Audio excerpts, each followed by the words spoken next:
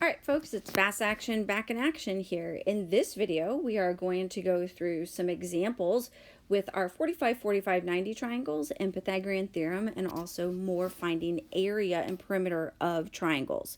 So let's jump in here on the 45, 45, 90. Let's look again at the directions, find the exact area and perimeter. Remember, that means no decimals anywhere in our work or our answers.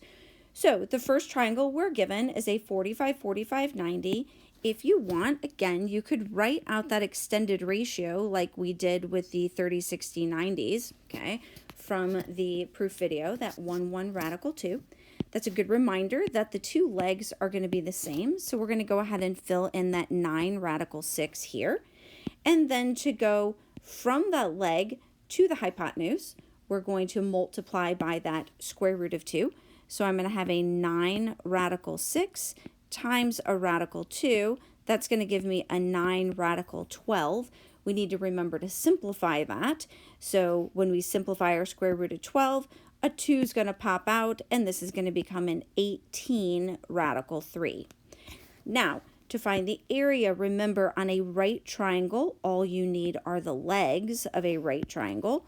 So for the area, we're going to do 1/2 9 radical 6 times 9 radical 6, because those two legs are the same.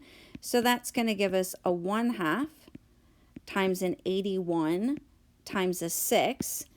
Since half of 6 is 3, then I can just do 3 times 81, and that's going to give me 243.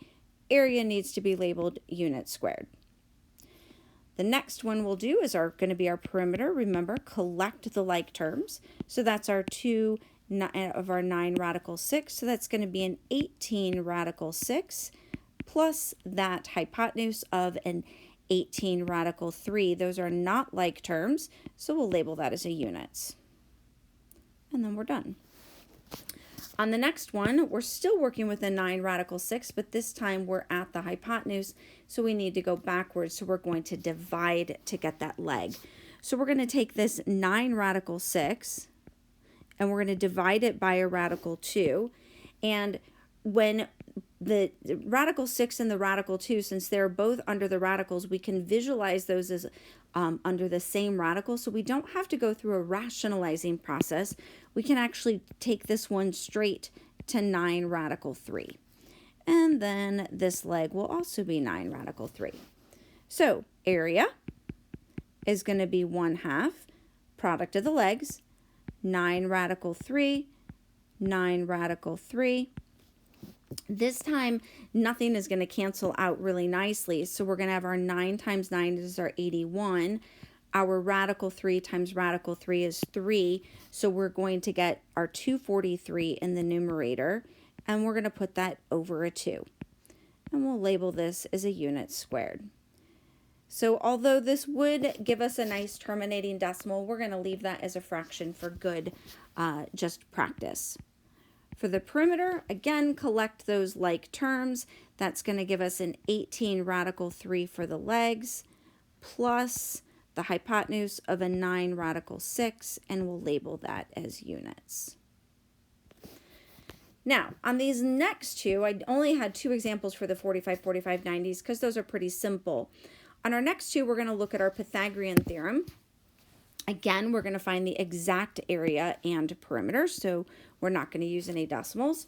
So we could jump into the area on this problem right away because I do have those 2 legs. So if I wanted, I could jump into this and do 1/2 9 times 3 radical 5, okay? And that's I'm going to jump straight to a 27 radical 5 all over a 2 units squared. If I want the perimeter, though, I'm going to need that hypotenuse. So to get that hypotenuse, we're going to call that an x, and we're going to do a quick Pythagorean theorem. So we're going to have our x squared. 81 is my 9 squared, plus my 3 radical 5 squared. So that's going to give me an x squared equals 81. When I square the radical, that's actually going to give me a 9 times a 5, so a 45 here. So my x is going to be the square root of 126. I'm going to simplify that radical. That's going to, if you want to write the middle step, a 9 times a 14. So my hypotenuse is actually going to be 3 square root of 14. So my perimeter is going to look pretty messy on this one. My hypotenuse, 3 radical 14, plus the 9 from one of the legs, plus the 3 radical 5 from the other leg. Since none of those are like terms, we have to just leave them all alone and separate.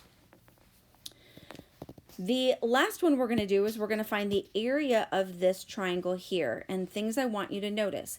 It is not a right triangle. You could use that converse Pythagorean theorem from one of the earlier videos from the front of this foldable, or you could, to verify that it's not a right triangle, but you could also notice that it is an isosceles triangle, okay? So since this triangle is isosceles, it's not a right triangle, it's not 30, 60, 90, it's not an equilateral triangle, so it's really not a lot going on other than isosceles. To find the exact area of this isosceles triangle, we're going to remember a property from our geometry days, and we're going to draw in the height from the vertex angle of that isosceles triangle, and that will then divide this base into the pieces 4 and 4. Then we could find the area of this triangle because we'll use this whole base here that's an 8, but we could use the height right there, and we can get that height by doing the Pythagorean theorem. So if you notice this triangle right here, we created a nice right triangle where we know 2 sides, and we could do a quick little Pythagorean theorem on that triangle. So we'll have 100, that's the hypotenuse squared. Grab this little 4 right here is a 16, plus an x squared, that's going to represent my height. So my x is going to be the square root of 84.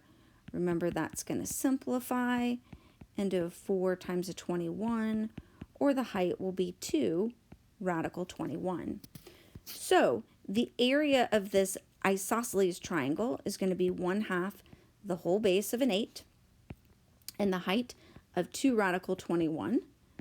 So the area will simply be 8 square root of 21 units squared. Of course, the perimeter was super easy because they were all nice little whole numbers. The 10 plus 10 is 20, and our 8 is a nice 28 units there. Almost wrote a squared. Okay, that's it. That's 45, 45, 90 triangles and Pythagorean theorem, and a little bit of a more review of area.